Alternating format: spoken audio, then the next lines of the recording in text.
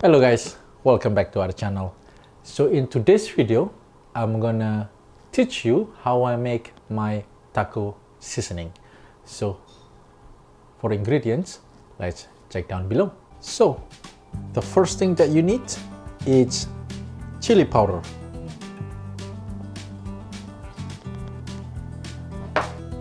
cumin,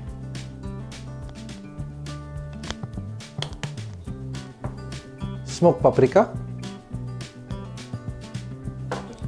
salt, black pepper, garlic powder, onion powder, chili flakes,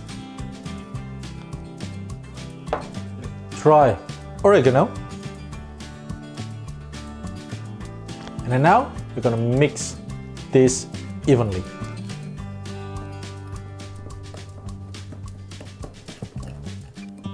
Alright guys, so now this is mixed evenly, so your taco seasoning or our taco seasoning is ready to use. If you want to know how I'm gonna apply this to a food or to dish, stay tuned for next week.